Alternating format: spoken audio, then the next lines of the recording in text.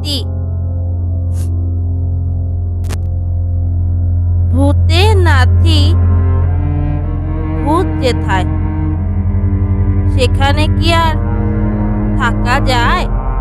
ভূতের নাতি, ভূতের নাতির অম্বি তম্বি, ভূতের নাতির চলন ভঙ্গি, ভূতের নাতি। তোমরা নিশ্চয় বুঝতেই পারছো আজ তোমাদের কি গল্প শোনাবো। আজ তোমাদের ভূতের নাতির গল্প শোনাবো।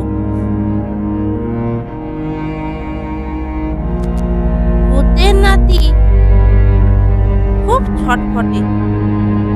ভূতের নাতি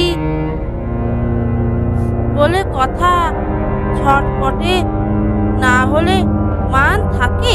তোমরাই বলো। সেই নাতিকে পেয়ে ভূত খুব খুশি। সে নাতিকে নিয়ে সারাদিন কাটায়। নাতির সঙ্গে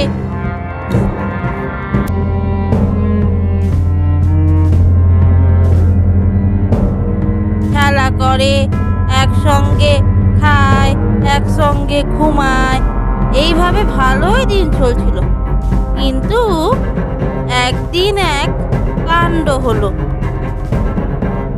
ভূত নাতির সঙ্গে তাদের বাড়ির বারান্দায় বসে খেলছিল। এখানে বাড়ির বারান্দা বলতে গাছের ডাল। খেলতে খেলতে তারা গাছ থেকে পড়ে অক্কা। দুজনেই হাত পা ভেঙে একবারে গুঁড়ো গুঁড়ো হয়ে গেল। টানা 6 মাস তারা হাসপাতালের বেডে পড়েছিল। তারপর থেকে ভূতের নাতির খেলা সমাপ্ত হলো। নমস্কার।